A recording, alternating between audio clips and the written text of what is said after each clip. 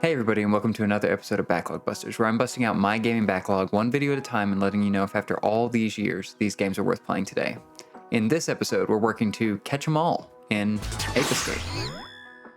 So why in 2023 am I playing Ape Escape of all games? Well, when I'm not bugging people in the comments asking for recommendations, I'm doing the same with my friends, anytime I speak with them.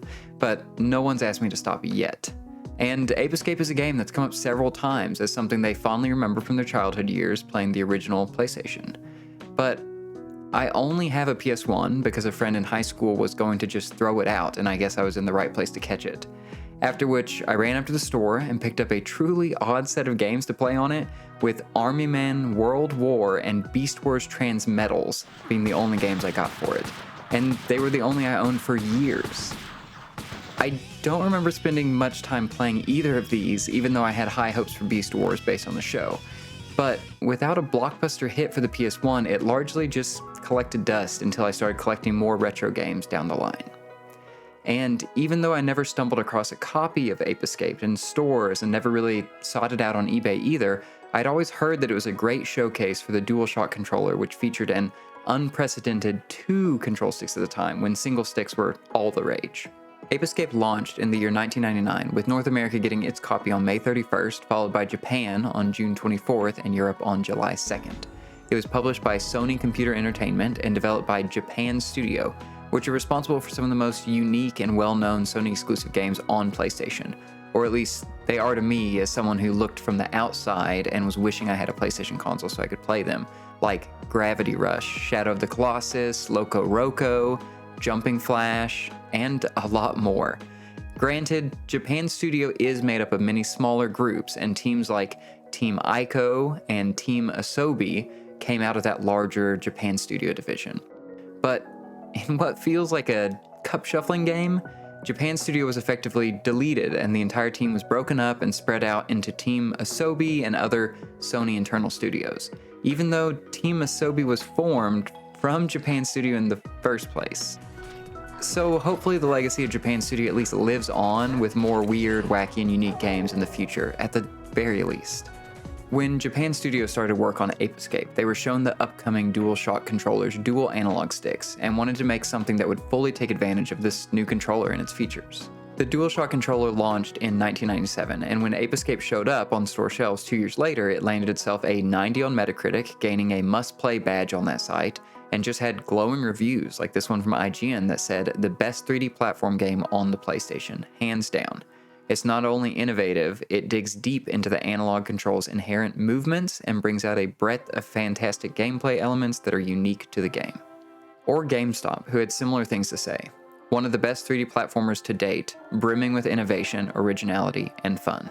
The success of this game spawned 2 numbered sequels released for the PlayStation 2, a remake on the PSP, which seems odd because the PSP only has 1 analog stick and it's just that little circle pad, and a ton of other spin-offs, cameos in games like PlayStation All-Stars Battle Royale, and much, much more. But now that dual sticks are the standard for every console, and we've all been using them for years, let's see if Ape Escape still holds up today, starting with the things that I liked. The DualShock controller has been out for almost 25 years now, and I've never played such a good showcase for its dual analog sticks. And even though starting with the GameCube, I was mostly used to offset sticks and slightly confused by these side-by-side ones on PlayStation consoles, Ape Escape finally makes a case for why they are like this. It's pretty standard in most third-person action games for the left analog stick to move your character, and it's the same here. But instead of the right analog stick being used to orient the camera, it uses your current item, with the face buttons only being used to swap to the item of your choice. Want to catch an ape? Just flick the stick in their direction. Or need to stun one? Do the same thing, or even spin in a circle by spinning the stick in a circle. Does it take some getting used to? Yeah, for sure. I was missing apes left and right when I started this. But once you get used to this different control, it feels so accurate. No matter which way I'm currently facing, I can just swipe and hit the enemy, ape, or anything else. Okay, but that's basic stuff. What else can these sticks do? Well, how about a Darth Maul looking lightsaber? Here's the Skyflyer. It'll take you to high places that you can use to glide up and down by quickly rotating the stick. And that motion also makes perfect sense for this hula hoop that speeds you up and shields you from attacks for a short time. Or are you looking for something different, like a slingshot that you pull back on the stick to launch in any direction, which also has the ability to go into first person and snipe buttons and apes? Or how about a tiny RC car that you steer with the right stick while having complete control of your character at the same time?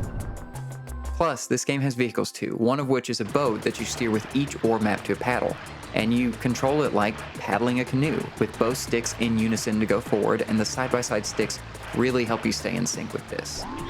And the great thing is that the controls place your jump on the R1, R2 buttons, so you only need to take your thumb off the right stick when switching items using the face button. Who knew the Halo bumper jumper configuration got its start in Ape Escape?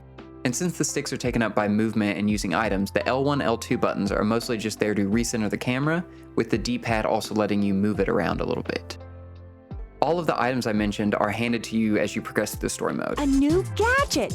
Check it out! And a lot more. And I was just so excited to unlock each new item because every new one had a new use for the sticks on the controller, and it legitimately felt like I was learning completely new ways to use this controller. And I'm playing this on a DualShock 5. Now, you might be saying, hey, that all sounds really gimmicky. Why can't I just hit a button instead? And sure, some of these things could be replaced with one button press, I guess. And the PSP remake did rip out the dual sticks, but ended up sitting at a 66 on Metacritic, with reviewers calling out the lack of dual analog stick control as a negative. Because this game was designed with two sticks in mind. The whole game built around wanting to use them in interesting and fun ways. This is a showcase for this controller. It's an experiment and exploration of what it can do, and I think to call this just a gimmick really undermines the work and thought that went into every item and interaction in this game. And I just had so much fun with every single one of these items and how you use them. Not since the Pokeball capture animation have I felt this excited to catch something in a game. Capturing an ape swoops the camera around, triggers slow-mo, flashes a lot of lights and effects, and it's one of the most satisfying things I've ever done in a game. Based on the title, I figured that you'd be capturing apes, but in my head, I had imagined every level being like trying to catch that rabbit in Mario 64, which concerned me as I'm still pretty terrible at that to this day. And yes, some of that is here. As you attempt to chase them down, they run away, dropping bananas and turning corners.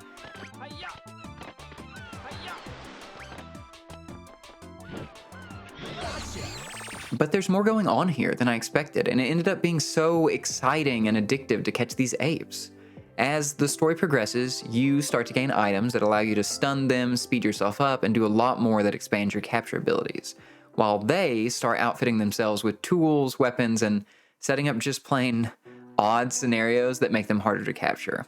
And just as I started to worry about how difficult it might become to track down these apes as levels became larger and apes were getting harder to capture, you're given a new tool, the monkey radar, which you can rotate the right stick as you run around, and it will ping when you point it in the direction of an ape, which is super helpful. And honestly, that feels like something that wouldn't turn up until a sequel as a quality of life update or something. But you can also pull the L1, L2 button, and you can see a live view of the ape, which is also super helpful as you can rotate the camera around to look for landmarks to better pinpoint them. But most importantly, it lists the unique stats that each ape has in 3 categories: speed, attack, and alert. This lets you prepare your strategy for how to get within net swinging distance, with each ape feeling like a little puzzle. Do you attempt to sneak up if their alert level is low? Maybe hit them with a ranged weapon to stun them from afar, then run up and capture them if they have high speed. Possibly come in with your hula hoop shield if they have high attack and you need protection. Or you can use any number of other strategies with all these items at your disposal.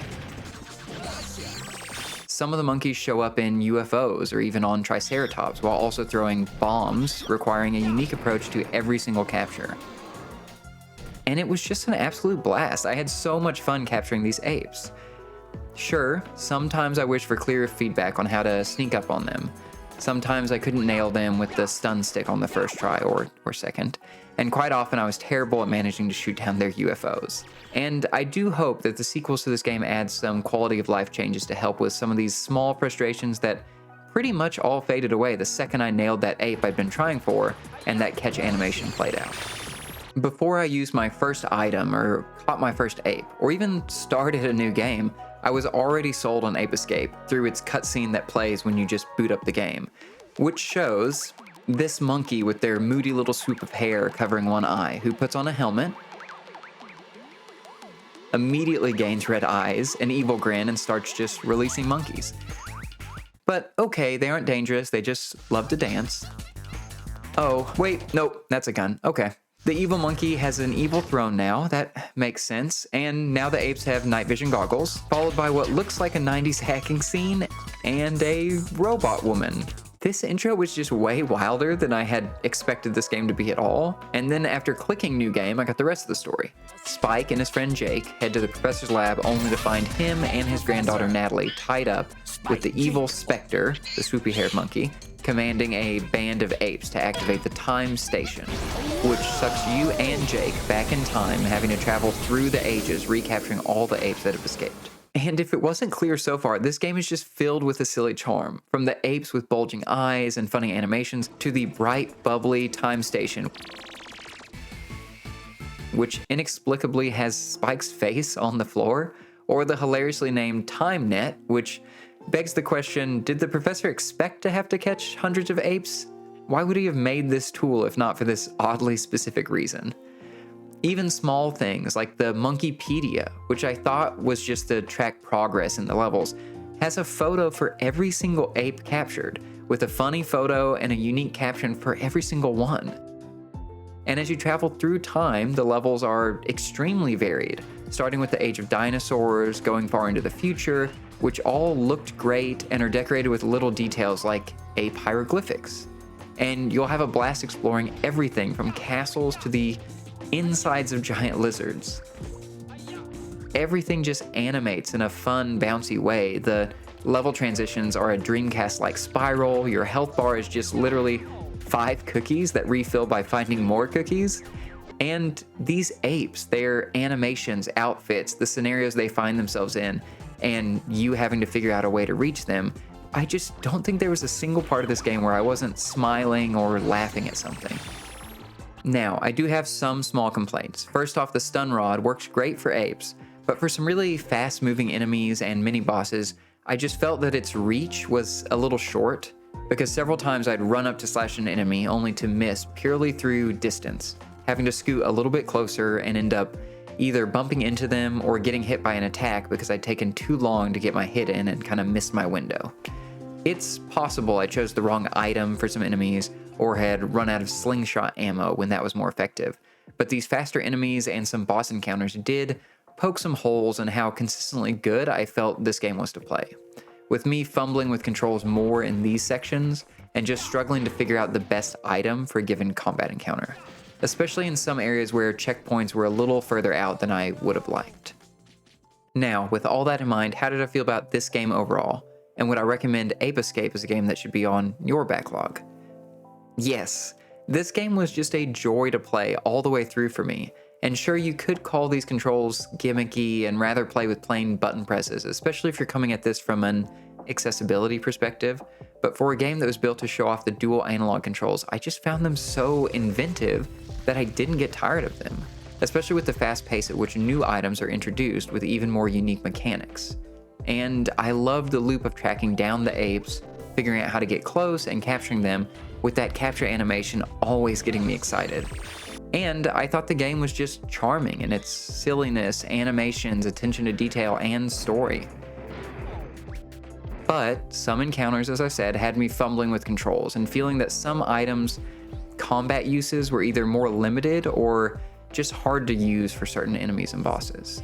Overall, I'm just so glad I went back to play this game, and I'm kind of questioning, why aren't people shouting about this game from the rooftops? And although I need to move on to an entirely different game for my next video, I can't wait to see what's in Ape Escape 2 and 3 and what those bring to the table. And I'll throw out my normal message that my opinion on this game, even though it's very positive, is not meant to tarnish any fond memories you have of playing this, and if you loved or still love this game, please tell me why in the comments below. I'd love to hear more about your experience and talk about the parts that I also really liked. If you're interested in playing Ape Escape for yourself, you can pick up a copy for the PlayStation 1, which seemed to be steadily rising in price, And thankfully, there's a port that was recently made available on the PS4 and PS5. It looks super sharp. It still has that classic PS1 texture warping we all know and love, plus the ability to save and load at any time as well as rewind the game. There are also some filters to make it look more retro or modern, but I never feel like these ever recreate the original look very well and kind of just slap a filter on top. But it's another bullet point on the box if you're into it.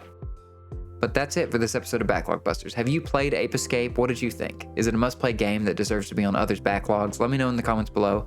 I'd love to talk more about this game. And also let me know if you have a suggestion for a game I should clear off my backlog next, and I'll work to make a video on it. And if you enjoyed this video, please give it a thumbs up. And if you want to see more of my videos, hit that subscribe button. And don't forget to hit the bell if you want to actually get notifications about them. And as always, thank you all so much for watching, and see you in the next video. Bye.